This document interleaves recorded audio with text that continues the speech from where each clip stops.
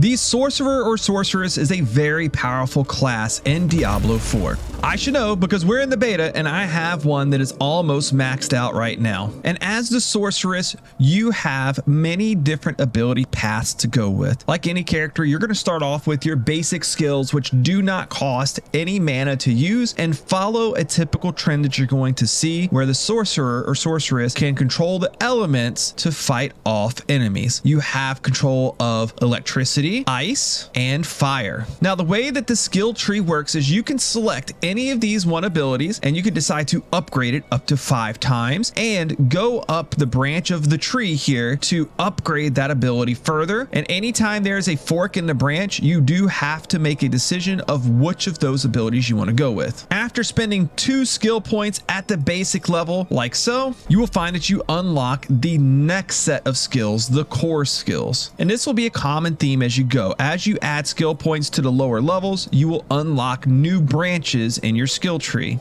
All of these different abilities are going to have different ways of specializing, whether it be far away damage, close up damage, damage over time, damage that specializes in just single enemies, or damage that specializes in hurting multiple of them. And these different spells are typically going to have different effects that you're going to see. Fire, for example, is often going to burn enemies, dealing damage over time to them after the initial attack occurs. Ice damage is typically going to offer a chilling or freezing effect that will slow enemies or freeze them completely, and electric damage will oftentimes hit multiple enemies and often can even offer a stunning effect to them, which will stop them in their tracks for a short period of time. While not always the case, it is usually going to be a good idea as you progress up your skill tree to select abilities that fall within the same element. Reason being is you will oftentimes run across equipment like this one that increases fire damage over time by 2.5%, meaning that the gear that you get can more helpfully impact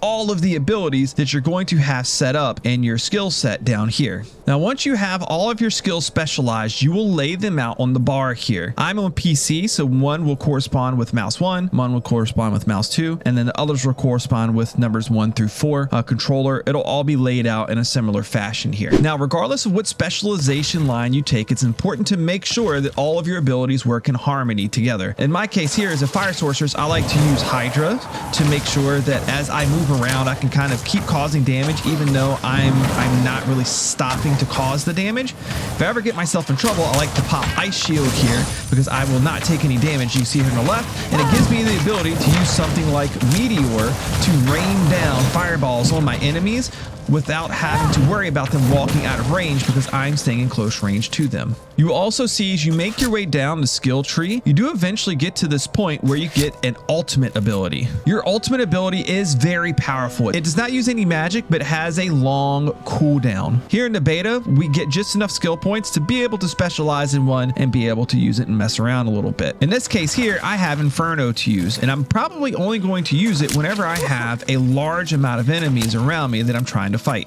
Here I seem to have found a group here that it's trapped me, so I'm going to pop my shield. I'm going to drop Inferno right here in the middle, drop some meteors on these guys here on the outside, and start dishing out some damage. Make sure to keep an eye on your health bar because you do need to keep that full for some of your abilities, especially as a sorceress, to do more damage. Drop a Hydra, which you can only drop one, but I will use those to strategically go through and take out my enemies around me. And looks like I have a little bit of player help here too, which is awesome. If you enjoyed this player guide and would like to see more of them, please click the like button to the video and subscribe to the channel because I am loving this game and I would love to be incentivized to do more of these. Be sure to catch me on stream as well, as you can find me streaming Diablo 4 frequently.